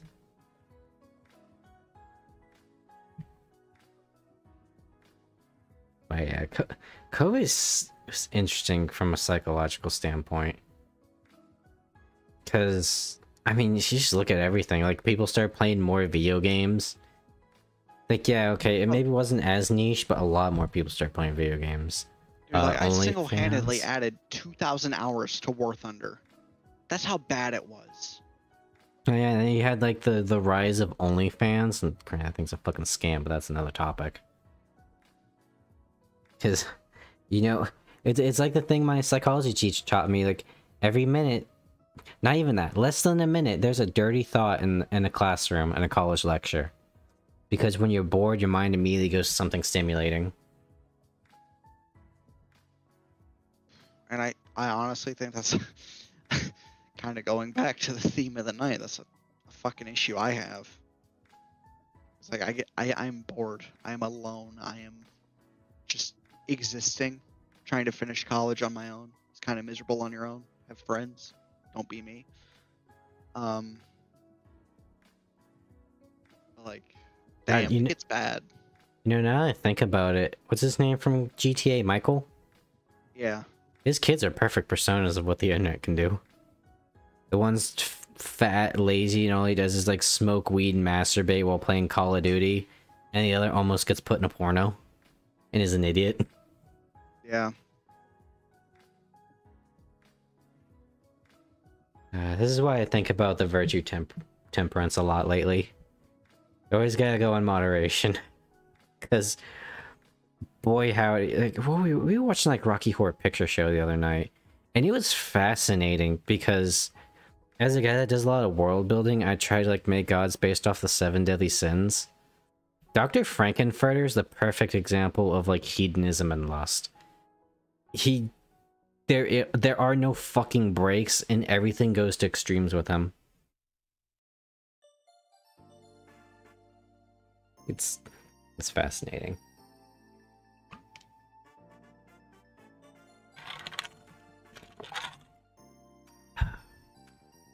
Such a wild movie, dude. I think they tried to like remake it for like a TV show. Or not a TV show, but they did like a TV special. And it just didn't work. Yeah. Mainly because probably Tim Curry wasn't in it. And Tim Curry's amazing in everything he does. He's like my top one of all time actors. You know what? I'm gonna add that guy to the fucking list of like you know when you play tabletop games you kind of have like your fantasy list of like D&D players. I want Ronnie James Dio. I want Keanu Reeves because he's really invested in Cyberpunk at this point. It's interesting. I want Danzig. And I'm getting Tim Curry because Tim Curry playing D&D would be fucking nuts.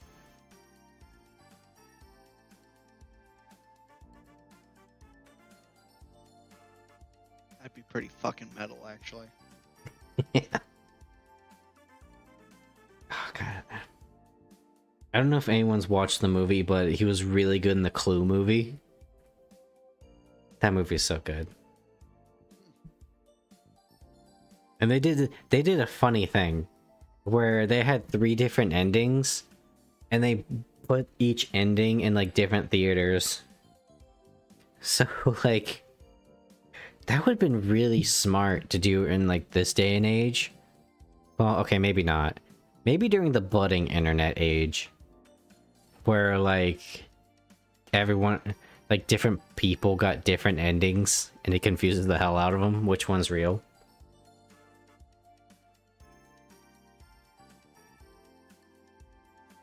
Whatever happened? Did you ever have any like choose your own adventure movies? Never. Some of them are wild. I remember there's this one, I can't remember the name of it. Like, it was in that era of like where 3D was getting okay, but it was still kind of shitty. Kind of like that, like early 2000s kind of like Diablo graphic-esque, where it's still just kind of weird. And there's a choose your own adventure of that. I remember there's a crotchety old man that just wielded a club. And then through the choices my dad made, everyone but like the little thief girl died.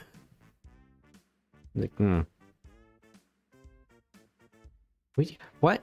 We have all these like big budget movies. Why can't we not get a choose your own adventure movie? Final Destination did it. Yeah.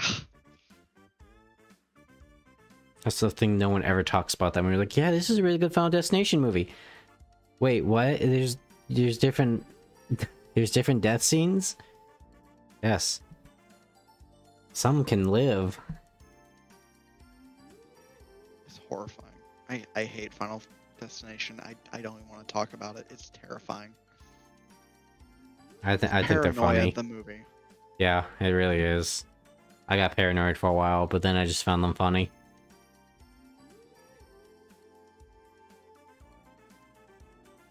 Me and my dad have a sick sense of humor. That's why I like the Evil Dead movies so much. My sense of humor is fucked. I laugh at the most bullshit things. I laugh at death. That's how bad it gets. Oh, so you're like the Harley Quinns from Warhammer. You just saw your child get bisected right in front of you. Honk honk. Not even that. It gets pretty bad for me because that laugh.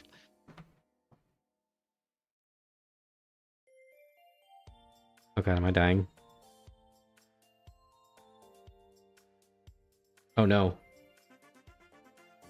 It is that is my way of coping. Oh no, is he dying? I hear you. Okay, you're back. You're good. I think. No, you're good. Your stream's still up. Okay, there goes. Scared me for a second. I had a hiccup. But yeah, for me, it's just like a nervous response. So anytime I'm nervous, I'll just laugh, and I can't control it. And you know that's fair. It's a reason my ex didn't like me. It's like, oh, why are you laughing? It's like, well, that motherfucker, I try to fit in. Yeah, no, I get that. I have a feeling like if a woman hit on me, I would probably like start grinning like an idiot. And then they're just immediately gone. God forbid a woman ever hits on you. It'll be a dangerous time, I'll tell you that. It's happened before. It'll happen again. Dude, I had a dream that like someone I listened to like called me up and tried hitting on me. Like, who are you?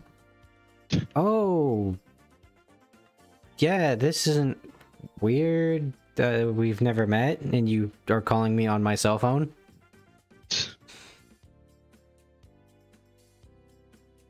Best one I ever had is what I can only describe as oral sessions with my ASMR senpai. Oh no, a sensei. That was an interesting dream. Jesus Christ. Oh no, the best one I had was okay. So Vulcan, you know that person you posted that Frog sent you with the music? Yeah. It was them. And then it was another one of their streaming buddies. And Frog was really into that one. And they were literally both pinning me down on the bed. They were ready to go like, I can't do this. I can't do this to my boy Frog. And then I woke up like, Frog better fucking thank me for this. Oh, you know it's real when it's in a dream. Yeah, I guess.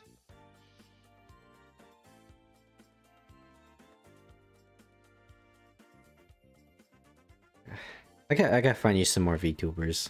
Like, yeah, we got you the model painting guy, but you know, we need to find one you gotta get a body pillow of. It'll be out there. I know there's that one, like, I don't even remember what their name was. There's like Whiskey Foxtrot or something.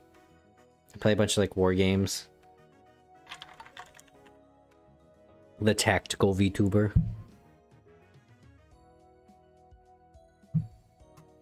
Yeah. I often wonder sometimes, like, man, if we were all VTubers, I wonder what we'd all look like. We kind of know what Frog looks like. He'd probably be that cowboy frog. I could go one of two ways. Cyborg Commando. We're not discussing which ways they could be. Ah, yes, the femboy avatar. No. That's a market, dude. I know it is, and that's why I'm saying no. Because I'd take that market. Yeah, you can help me in some ASMR, because YouTube is trying really fucking hard to have me listen to femboy ASMR, and I say no every time. You're barking up the wrong tree. I need a nice mature woman with a smooth voice.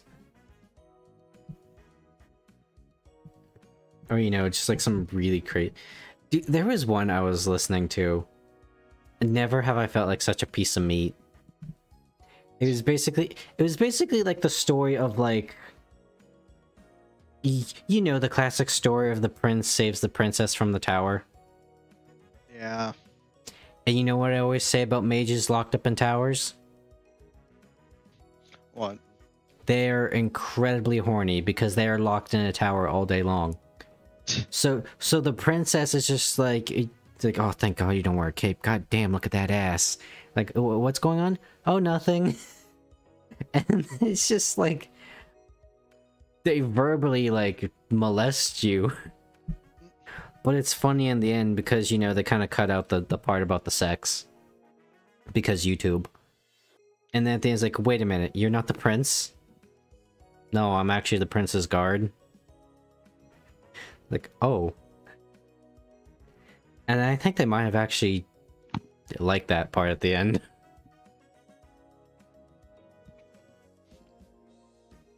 Some other funny ASMRs I'm finding are like, your girlfriend falls down the stairs. There's like a 7-minute long one of like your girlfriend gets arrested for tax evasion. Good lord. Okay, no, there was one femboy one I watched. I think it was called like Femboy Falls Down the Stairs and Fucking Dies. Good enough. Yep.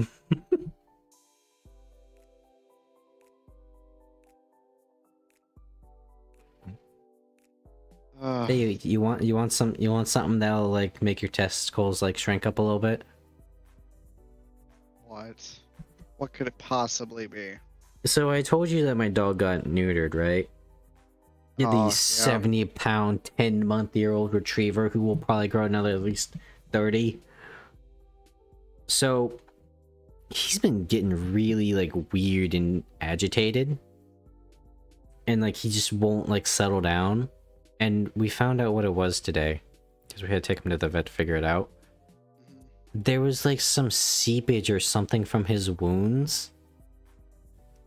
And it like coagulated on his like wang hair. So every time he moved, imagine if you like glued your like testicle hair to your leg. Oh, no. We got it fixed, thankfully. But that poor guy. He's got to wear the cone of shame all the time, dude. Poor dude. I've been calling him like Space Bud, Sputnik. That's mean. Not as mean as my dad. My dad thinks he might actually like be stupid. Which granted, he's like 10 months old, but Could very well be the case. So here's the funny thing about my dad, right? He wanted this retriever because he really loved our last retriever. It was like his dog. That dog was on another level. Like, he heard a noise, my dad got the gun, and those two went downstairs to go kick ass together. Well, here's the thing. My dad never fucking takes care of the dog. He doesn't do anything with the dog. Because he's, like, baby retrievers are fucking nuts. And so, like, it was pretty much just me taking care of him during the day, and then my mother taking care of him at night. Huh. I wonder why he's not your dog, Dad, when you straight up say he's an idiot. Which, granted, he does do some dumb stuff, but I think he's evolving. Because he's figuring out the cone of shame. Figuring it out. Oh, God.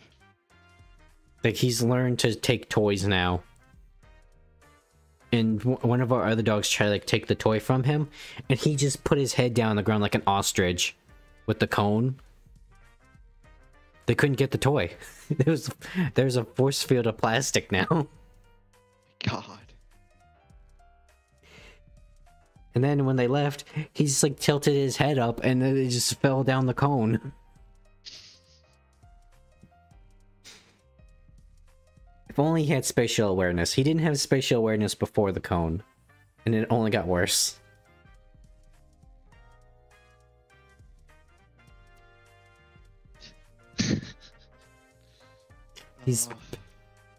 Here's how bad it got.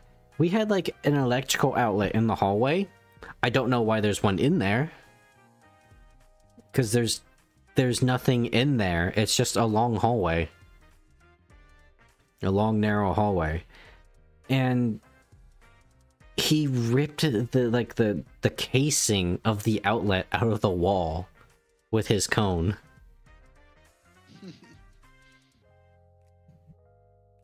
Truly special needs. He is very special. There might actually be something wrong with him, but we'll never know, because don't ever get, like, a dog from a bunch of Mennonite breeders. They're shady. Bread. Especially don't get them from the Amish, because a bunch of Amish got busted in the last few years of inbreeding their dogs. That's not even surprising. That's just every Amish community at this point.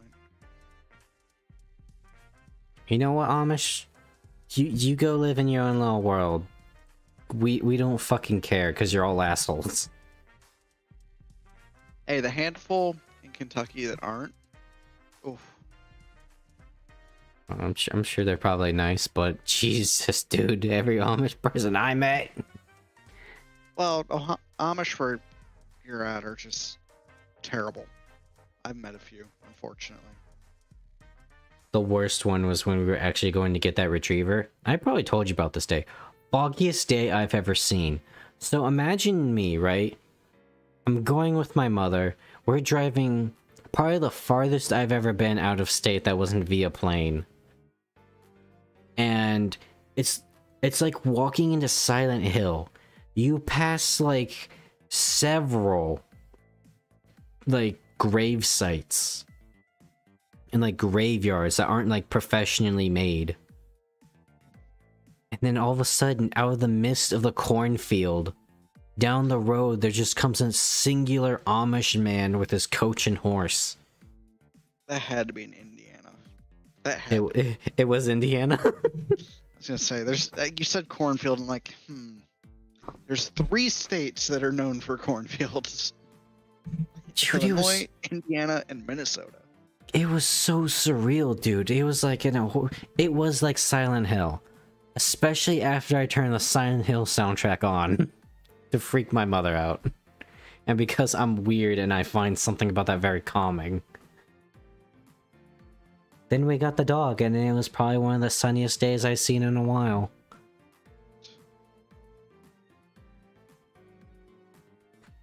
God, I love that both the dogs that my parents have right now are really just mine. They don't listen to anybody else except me. We just had that thing here of, like, someone's pet here. Like, the oldest is like 8, and he only listens to me. He loves my brother, but he only, like, truly listens to me. And I held him on the way home when we got him. Same thing with the newest lab. He's like 4, maybe 3 or 4 now, and he only listens to me. He is a menace to everybody else, but he will shut the hell up and lay down the second he sees me. And I never beat them or anything. Like, I was never mean to my dogs. I was just a very authoritative presence whenever they fucked up. I mean, it's Like, probably I wouldn't yell alright. at them, but I would reprimand them enough that they'd understand. They'd get the point pretty quick. like our Chihuahua loves my mom just because they have very ample lap time after like my dad goes to bed around 8, and then you know I'm up here like streaming and shit. So that's like, and you know Chihuahuas, like, I don't know what it is, but they're like genetically disopposed to like sitting in people's laps. Here's how intense his like craving for lap time is. I will sit cross-legged on the floor because we got like this little like cabinet that we put like my dad's extra like sodas and drinks in. And I do that every time there's groceries because it's a fucking puzzle to try and figure out how to fit all that in there. So I'm Fair sitting enough. on the floor cross-legged. And then this little guy he just comes up and then he just sits in my lap. He forcibly moves my arms so he can sit there. And then it's not even a comfortable sit. Like he's sliding around occasionally and shit. It's not stable, but he still sits there. And then he just looks at me.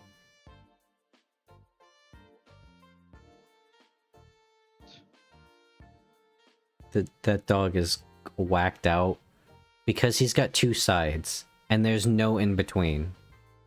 He's got the vicious dog ready to rip your throat out at any moment, to the little baby that needs his blankets and lap times. Chihuahuas are fucking... Oh yeah, I forgot about how we got him. The woman said that he straight up hates women. And he hates chickens with a passion, which I can't blame him. Chickens are assholes. I savor every bite of chicken I take. But... yeah, no, it turns out he didn't hate women. As base as that might be. No, it's just he hated that particular woman. Because he was cool with her husband.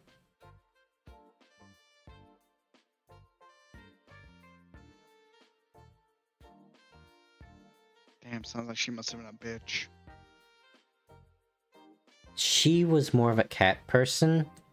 And the way she had her cats was, I think, was pretty iffy. Because she had a lot of cats. And, well, probably not like a lot of cats, like a crazy old cat lady. But their cages were all outside and they were rusted. So that can generally imply that she kept every single one of those pets outside. Permanently. Oh. That is terrible. Yeah. I mean, there's probably like covering for like, you know, just like an ottoman or whatever you want to call it for like gazebo shit for rain. You know, it's like little tractable, like little sun things. Mhm. Probably like one of those, but still.